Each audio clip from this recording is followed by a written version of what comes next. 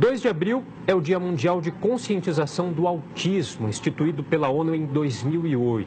Estima-se que no Brasil existam 2 milhões de autistas diagnosticados. E esse número, no entanto, pode chegar a 3 milhões. Em crianças, o espectro autista é mais comum que AIDS, câncer e diabetes juntos. Bom, e para falar sobre essa doença, sobre esse assunto, eu recebo agora o psiquiatra, o Leonardo Maranhão. Tudo bem? Tudo bem, boa tarde. Boa tarde, Leonardo. Vamos lá então, quais que são as características aí de um autista? Por que a gente fala em espectro autista?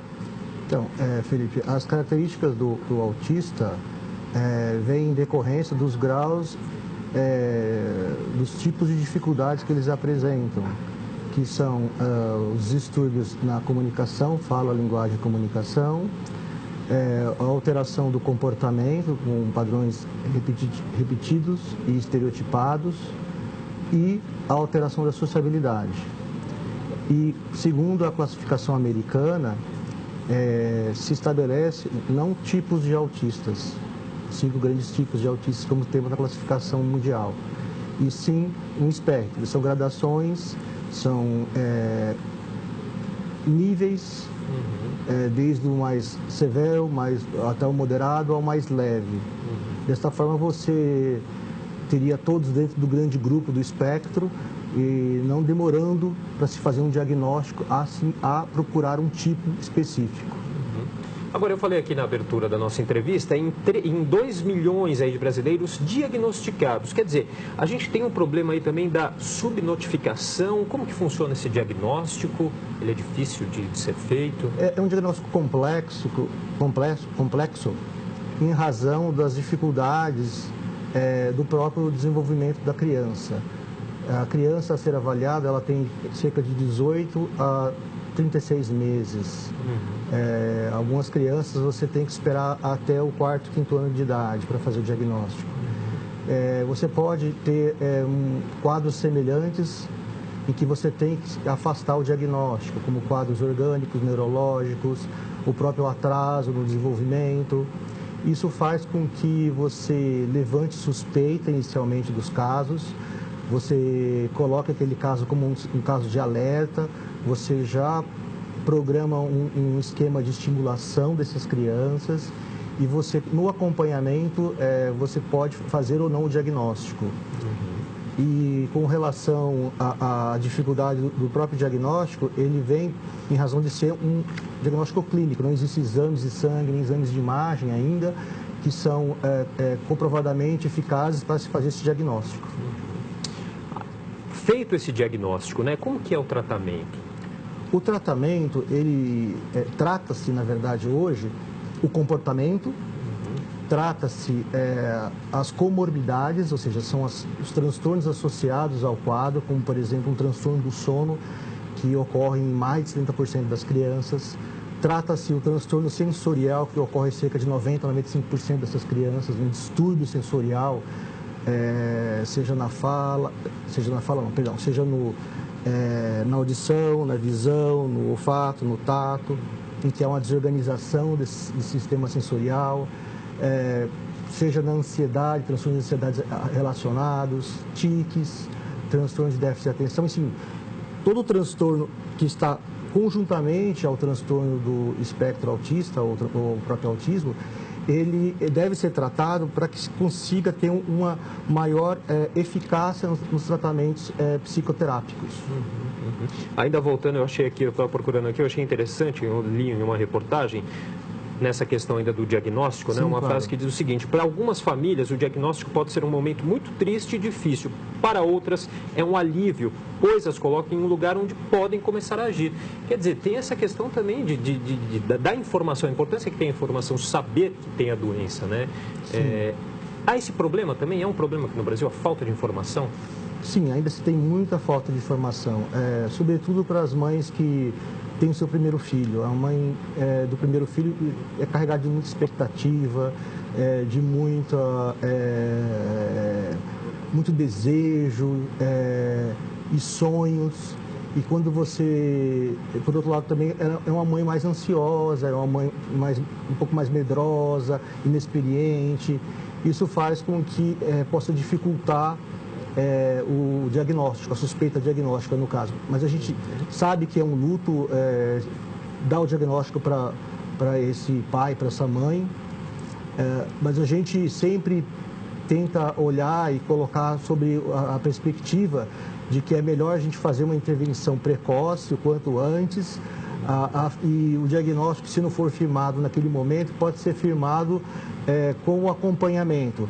Isso é importante dizer porque quando a gente fala do quadro clássico, que é um quadro que a gente se vê em alguns filmes, são quadros que são, na verdade, não são o mais comum e mais difícil de fazer o diagnóstico. O quadro mais complexo e difícil, e o que tem sido mais comum, são quadros que a gente chama de um autismo sem outra especificação, em que tem cara de autismo, mas também tem cara de TDAH, de hiperatividade, e a criança às vezes olha no olho em alguns momentos, às vezes ela pode até ser verbal, falar, e você fica naquela confusão. Esses quadros são muito mais comuns do que a gente imagina, e de mais difícil, só faz diagnosticamente em acompanhamento. Uhum. E aí a gente falou dessa questão da importância de se ter a informação e conhecimento, até porque na falta dele gera um outro problema, que é o do preconceito, né? Exatamente, exatamente. Esse é outro lado extremamente importante e bem lembrado.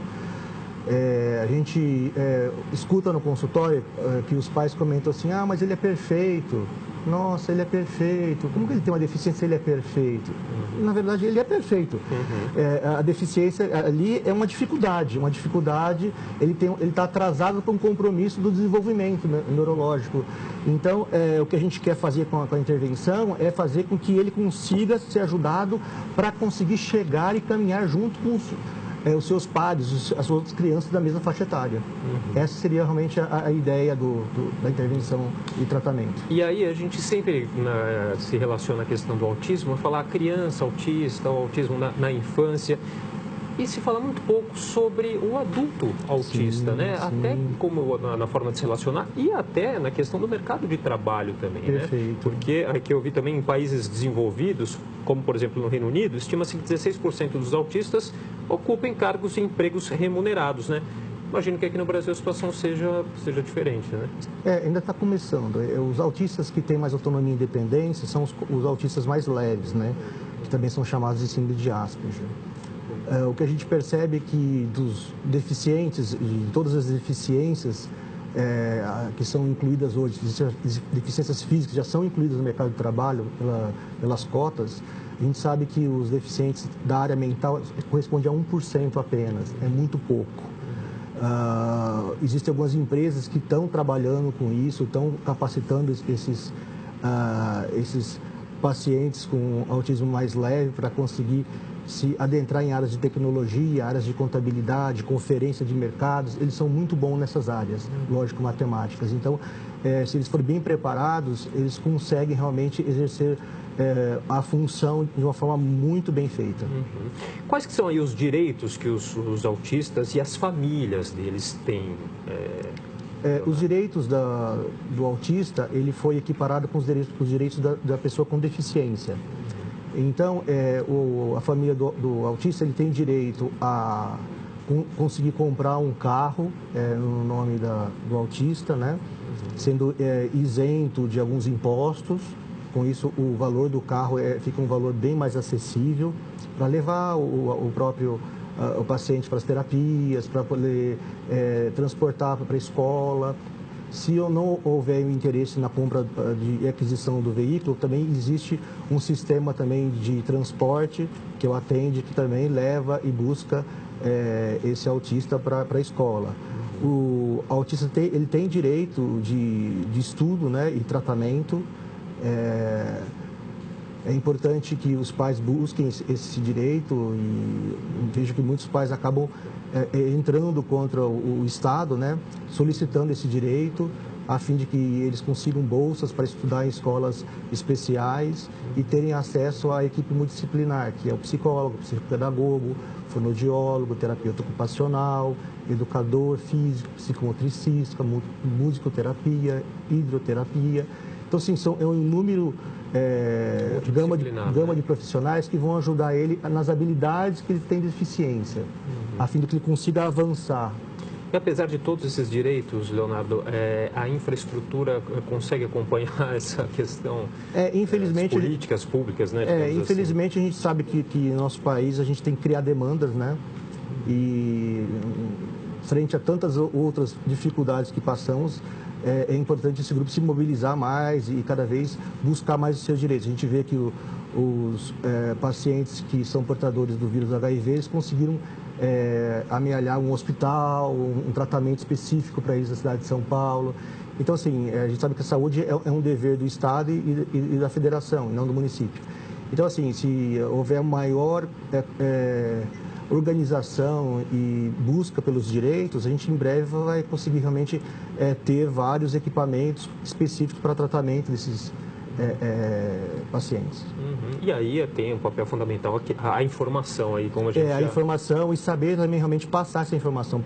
Por que é importante tratar, por que é importante investir nesse público. Eles têm uma série de habilidades, se forem bem aproveitados, eles vão desempenhar algumas funções melhores que os normotípicos, que são os normais. Tá certo, queria agradecer a participação aqui do psiquiatra Leonardo Maranhão. A gente conversou um pouquinho aí sobre o Dia Mundial de Conscientização do Autismo, celebrado nesse 2 de abril. Leonardo, muito obrigado. Muito obrigado, Felipe. Agradeço muito.